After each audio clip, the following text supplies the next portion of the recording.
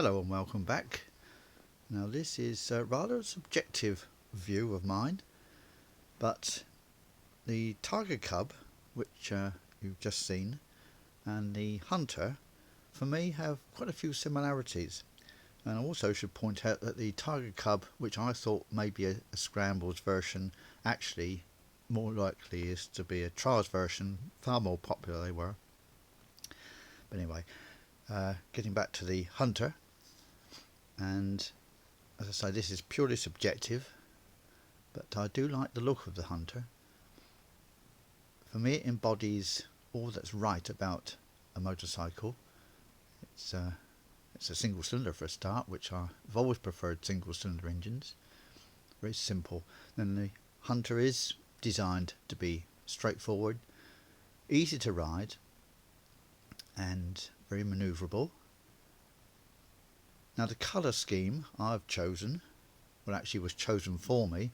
Originally ordered the grey, but the importer messed up my order and I ended up with a red one, but I'm very happy with the red one. I would have been happy with the blue one. I think that is a very attractive colour scheme.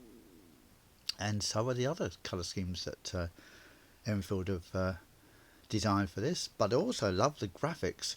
I mean, they're very bold, but I think they suit the machine extremely well. Now in the UK it's called the HNTR, not the Hunter, because the name Hunter has been taken by a car manufacturer.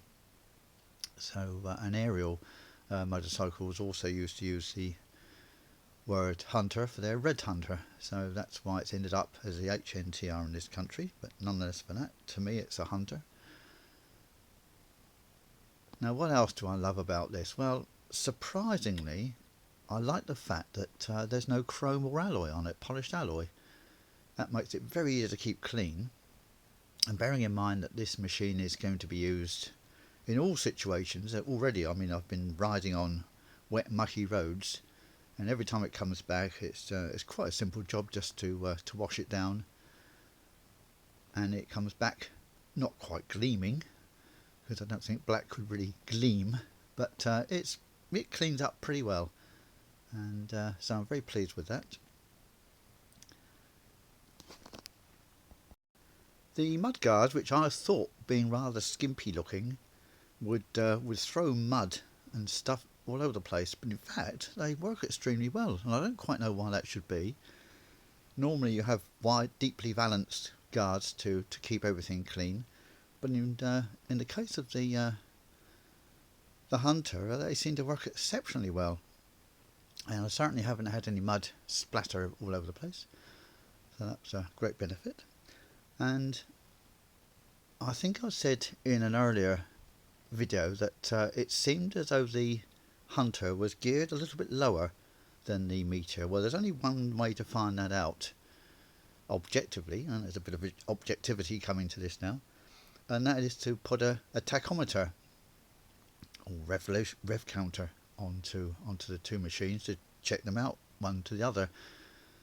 For example, if you ride at 30 miles an hour on either machine, the rev counter will show what the engine's doing. So that's going to be fitted quite soon, and that'll be the part of another video just to check the engine speed against road speed on both machines. But I suspect that the Hunter, being designed for urban use, is geared a little bit lower than the Meteor is, which is intended more for touring.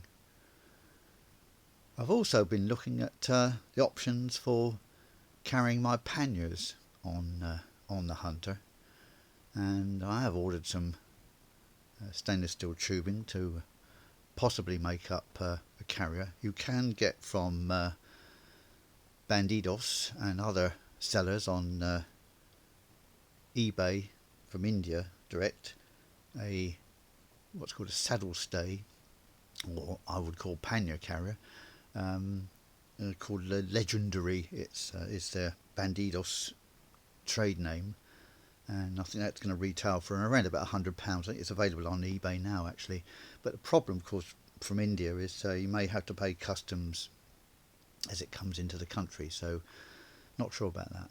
But anyway, I'm looking into that anyway, but I'm not really sure. I don't quite want to carry panniers on this. At the moment I'm using a small rucksack which is in black and with red trim, which is very appropriate.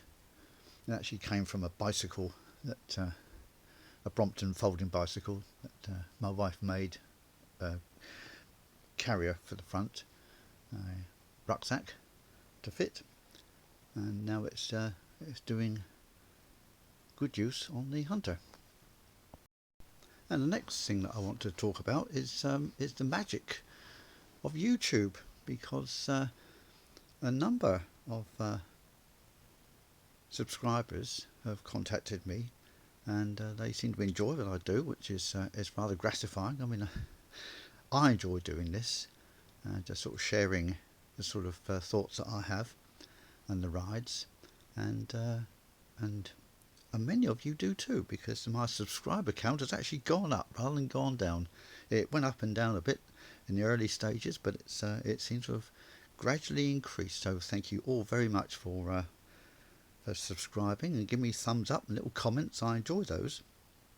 And also I would like to say a little hello to someone who I think I used to know about 50 years ago when we were both in engineering in Portsmouth, and his name I think is Mike Shaw, and he's contacted me. I think I know you, and I said yes, I think you do.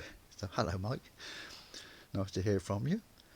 You're obviously enjoying these too.